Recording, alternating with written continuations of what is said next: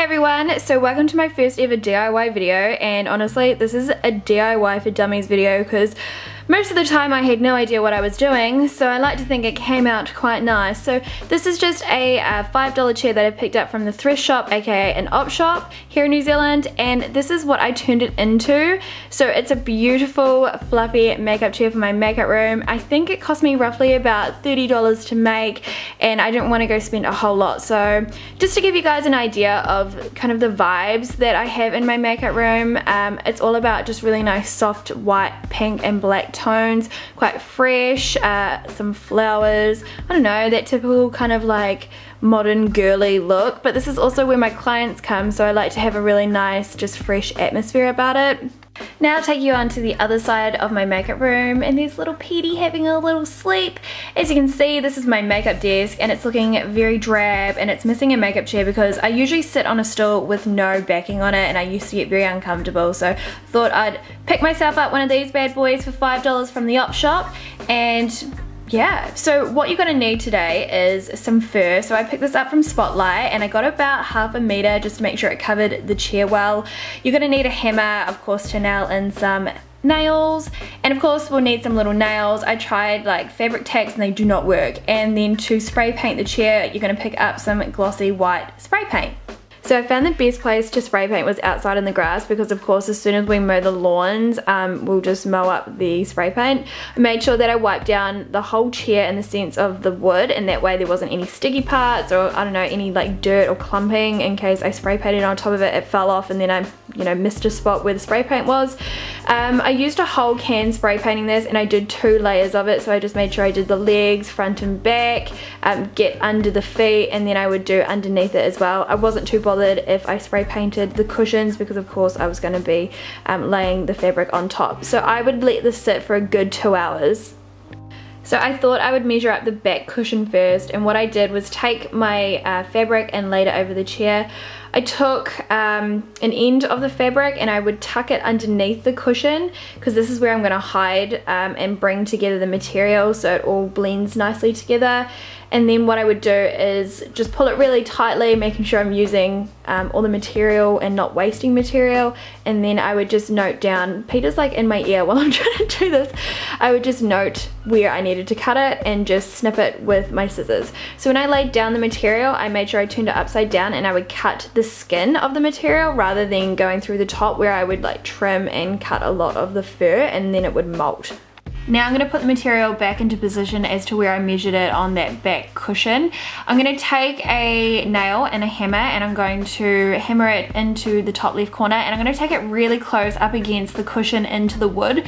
It's really hard to hammer like a chair sitting up without it laying down, I'll tell you guys now. So don't judge me for my shocking hammering skills. Trent would be disgusted, and if you guys know, Trent is a builder, so so is babe. And then I've done it on the other side so it keeps the material securely into place.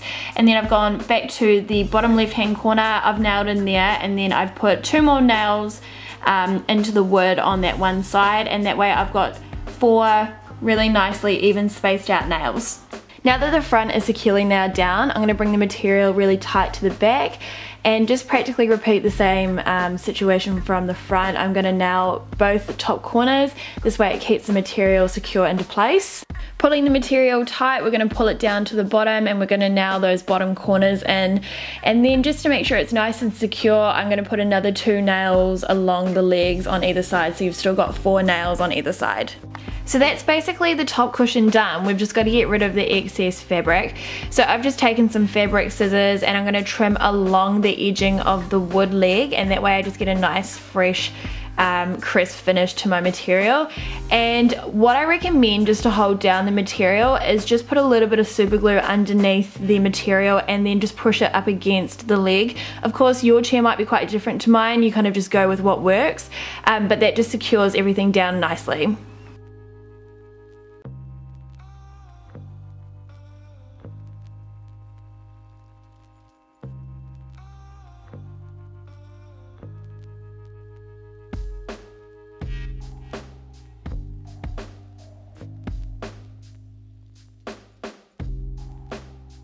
Now for the bottom cushion, again I'm going to lay the material over top, and what I like to do is just use as many sides as possible that are kind of like overlocked so they're not cut and fraying.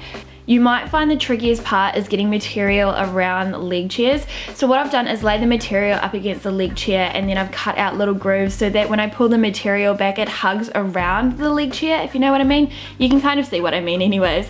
And then I just cut away the excess material, and from there on out I'll nail the material back into the chair so that way it doesn't move around, and then I lose that groove that's meant to hug around the leg chair.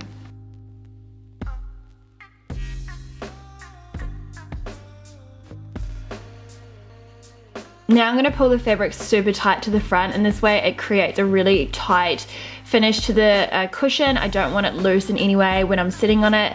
And then I'm going to nail really tight up against the cushion into the wood. Now I'm going to secure down the side of the chair. I roughly do about 4 to 5 nails here. It's completely up to you what feels secure. One tip I will give, if you use fur, make sure to wriggle your nail into the material as opposed to just hammering on top of the material. You'll find that if you hammer on top, you'll take a little bit of the fur in, and then you have this little bit of an indent in the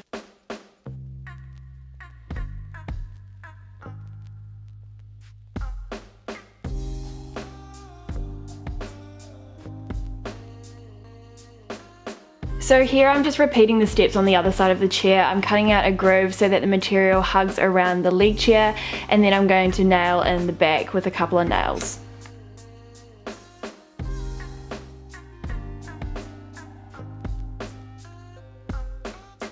Then I just nail down the side as I did before, and then I'm practically done. I'm just going to cut off excess material, make sure it's nice and crisp up against that wood edging. And if you find that any of the material lifts, I do recommend just getting some super glue, popping it underneath the material and securing it to the wood.